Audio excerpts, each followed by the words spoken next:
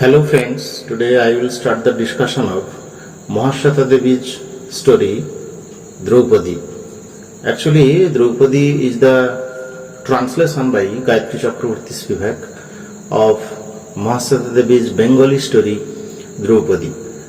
1984 সালে প্রকাশিত তার শ্রেষ্ঠ গল্পের ভূমিকায় মহাশ্বেতা দেবী বলেছিলেন, সাহিত্যকে শুধু ভাষা, শৈলী, আঙ্গিক নিরিখে বিচার করার মানদণ্ডটি ভুল। সাহিত্য বিচার ইতিহাস প্রেক্ষিতে হওয়া দরকার।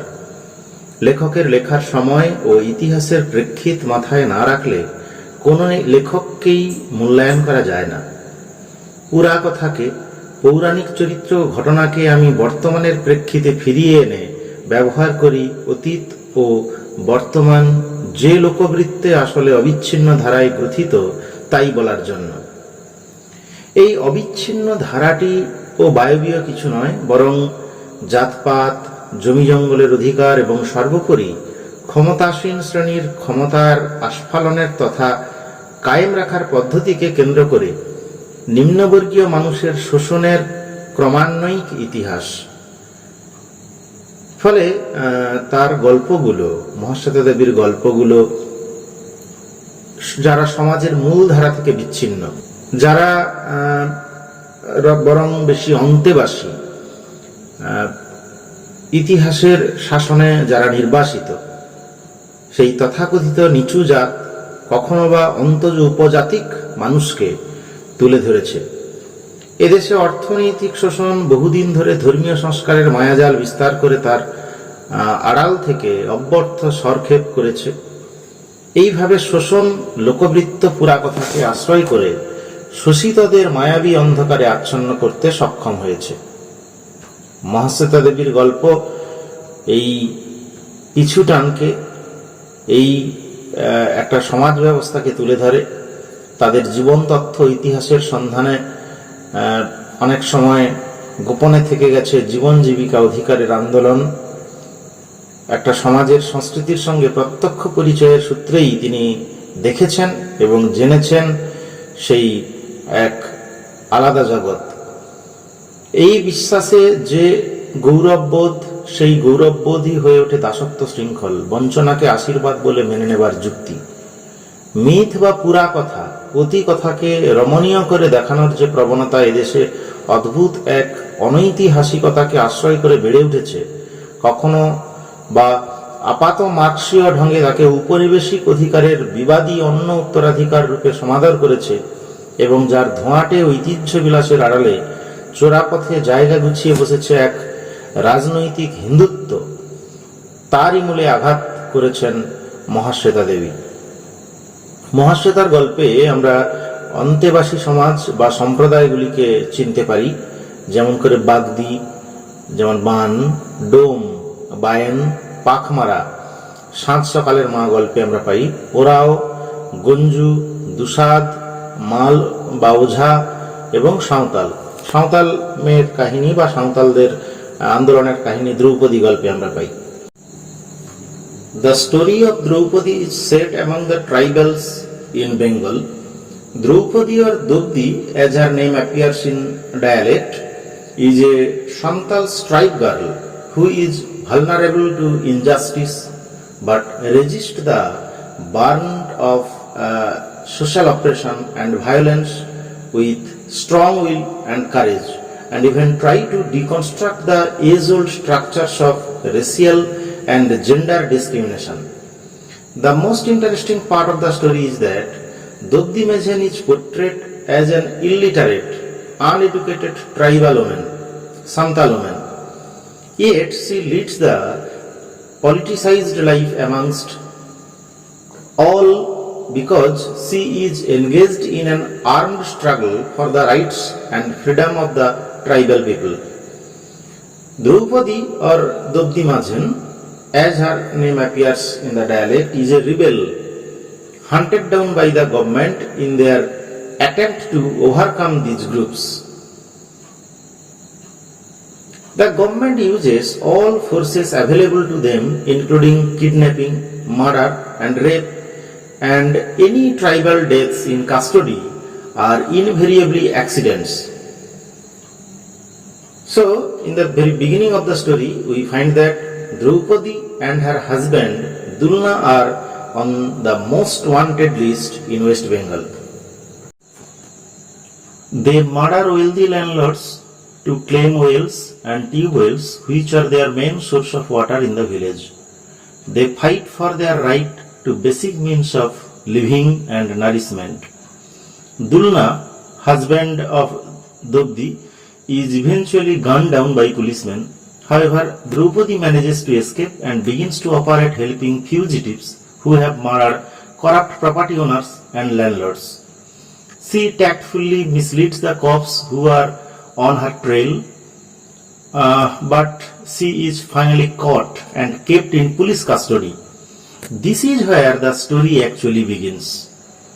Over the course of a few days, Draupadi is repeatedly raped, deprived of food and water, and tortured by multiple officers who state that their orders to make her have come from their Bade Saheb, officer Senanayak, in charge of her case. The Senanayak, an officer appointed by the government to capture Draupadi and stop her activities. This Senanayak, the military official, is a very senseless, cruel officer for whom murders, assaults, counter-assaults and sadistic tortures on the tribal activists reaches a point where if anyone is captured, their eyeballs, intestines, stomachs, hearts, genitals and so on become the food of fox, vulture, hyena, wildcat, ant and worm.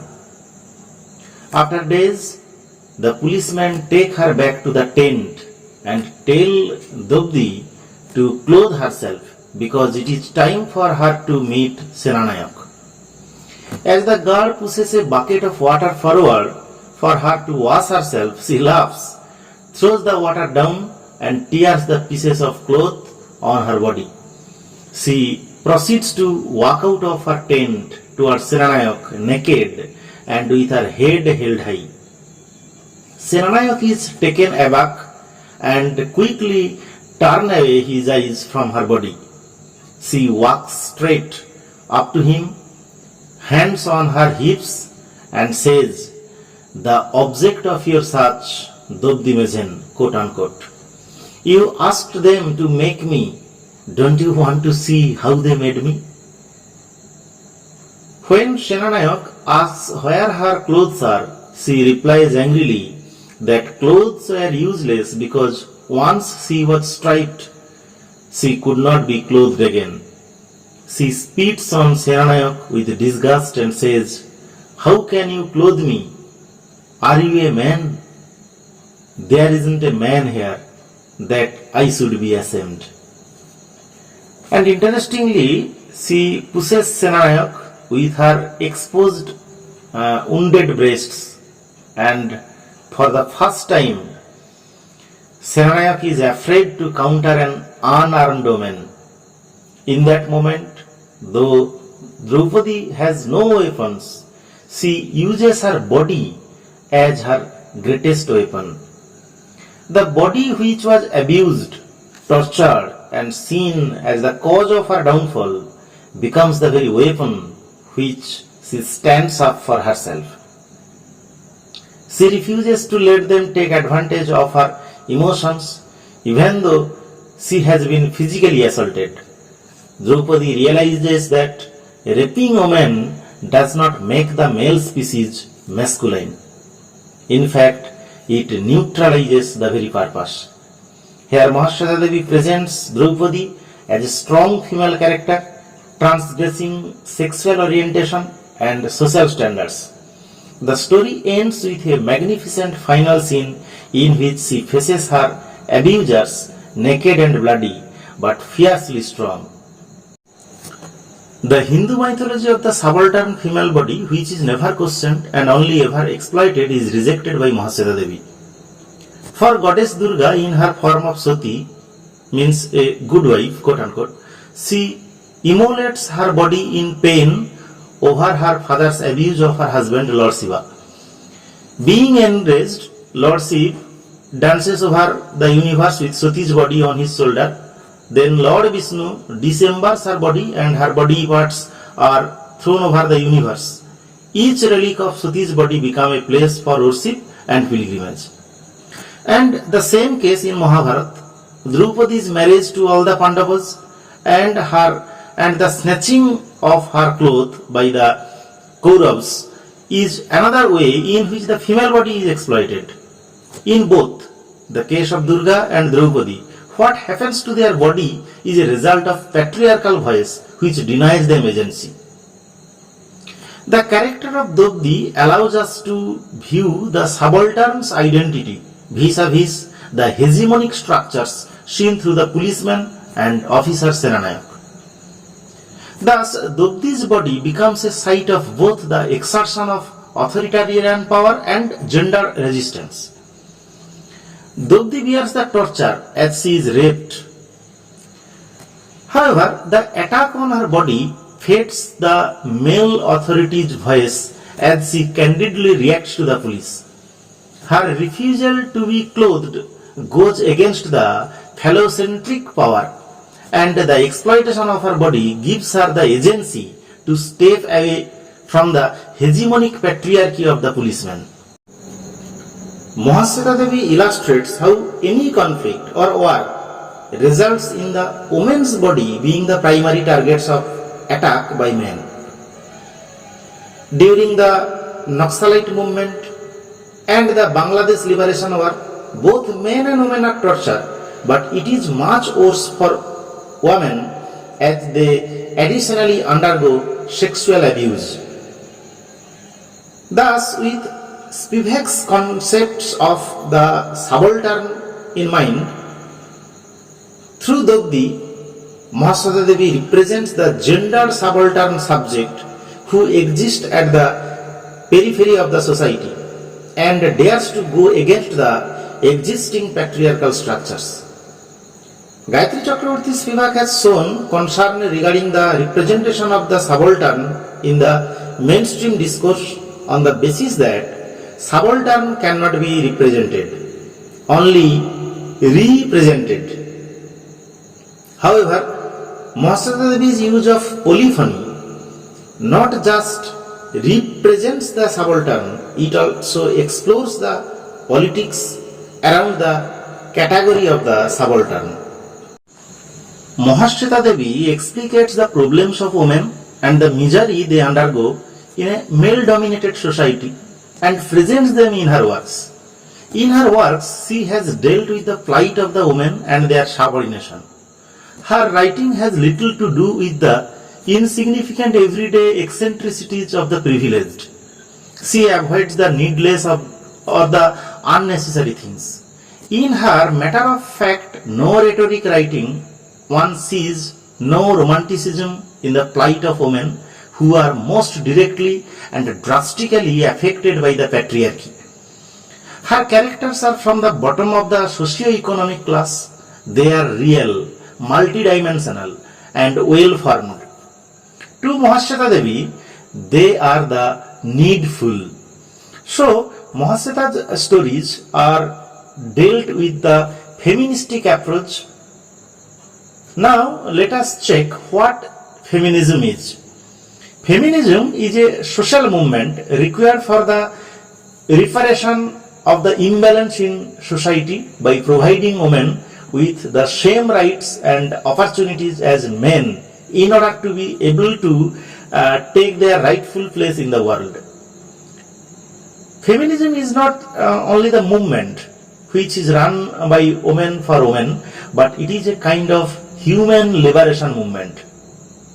It is said men are born free, but everywhere they are in chains. It is more specifically can be called women are born free, but everywhere they are found in chains in our society. They are considered as inferior human beings and are always looked down upon. For ages, they have been crushed under the grinding stone of a male-dominated society or patriarchal system. Women have become a victim of both physical and psychological affliction. women are considered frail and fragile. Feminism, so, is a kind of theory which gets place in literature also. Feminism has come down to us or has evolved gradually as a theory, but most of the females, the marginalized section of the society, has changed very slowly over the years. We are still fighting the same age-old battle of repression and suppression, the same mental and physical humiliation, the same suffering of being born a woman. The oath and the disgrace of a female humiliated remains the same. There seems to be no end to the mental and physical violence faced by the women in society. And Mahashweta Devi's stories actually want to explore these regions, and through them he wants the women to be given power and respect. In Mahashweta Devi's stories, we observe a wide range of women from tribal to upper class, from rich to poor, who are dealing with the hypocritical behavior of the family and society. The dualism or double standard of society not only ruined their lives but also set an example of dictatorship where women and their physical attributions are only considered as a product to consume and mutilate. Besides, their appearance is suppressed and their physical body is regarded as an object of reproduction, sometimes even without their proper consent. Devi Ganesh remarks about Mahashweta Devi, quote unquote, she has a strange ability to communicate with the silenced. Her best speech reserved for those to whom no one has spoken. Yes, Mahashweta Devi speaks for those for whom no one had spoken. Mahashweta Devi is horrified by the game of politics that tries to break the spirit of men and women who fight for emancipation from slavery on behalf of their caste and clan. Hence, she embarks on a project of presenting the shocking realities that happen behind the socio-economic and political iron curtains through her most powerful work, Draupadi. Draupadi, the very name, is taken from Mahabharata, and Draupadi, obviously a rural or tribal version, mispronounced version of the name Draupadi, so are different. And yet there is a meeting point where both try to fight against the injustice meted out to them in their own manner. Draupadi is a queen, royal, beautiful, and she has 5 husbands, although married to one. Draupadi or Draupadimajan in the story, on the other hand, is a poor tribal woman, wronged all through by the feudalistic power in the society. In the Mahabharata, it is God himself, Lord Krishna, who comes to save Draupadi from the humiliation. But there is no God to save Draupadi. The revenge motive in both cases is very much prevalent. However, there is some kind of difference. The revenge of Draupadi is one reason behind the Mahabharata war. In Mahabharata, Devi's Draupadi. In Mahashweta Devi's story, there is no revenge taken for the humiliation. She rather decides on her own method. She tries to take revenge upon those who wronged her. She emerges as a new female and gets a new voice. After the tragic incident, Draupadi does not howl or behave like a helpless victim. In the morning, she refuses to put on her clothes, tears to pieces her clothes with her teeth, and does not wash herself. Her behavior is incomprehensible, rather strange. In refusing to obey the command, she appears a bigger than life, to the all too calculating Senanayak, the army commander. She walks naked towards Senanayak in the bright sunlight, very uplifted and sure. She says, "What's the use of clothes? You can strip me, but how can you clothe me again? Are you a man?" She looks around and chooses the front of Senanayak's white bush-shirt to spit the bloody gove and says, "There is not a man here that I should be ashamed. I will not let you put my cloth on me. What more can you do? Come on, counter me, come on, counter me." Dobdi pushes Senanayak with her two mangled breasts, and for the first time Senanayak is afraid to stand before an unarmed target, terribly afraid. So we have yet to come to terms with the fact that men and women are equally important in the house or outside, to talk of larger issues and to find a solution to extreme cases like rape, and to fight for justice for rape victims remain a very distant dream. Hence, when in literature one comes across a character like Dobdi who decides to take her revenge in her own way, she does not wait for any other stronger force or some man to take revenge on her behalf or any god to come on her shaving. She is an example of the extraordinary fact as to what extent a woman can be pushed, that it comes to her mind to raise her voice after being brutally gang raped. Dobdi is the new woman born, and even if she is not able to bring outlook of woman, this new woman has challenged patriarchy without any movement and without any sound.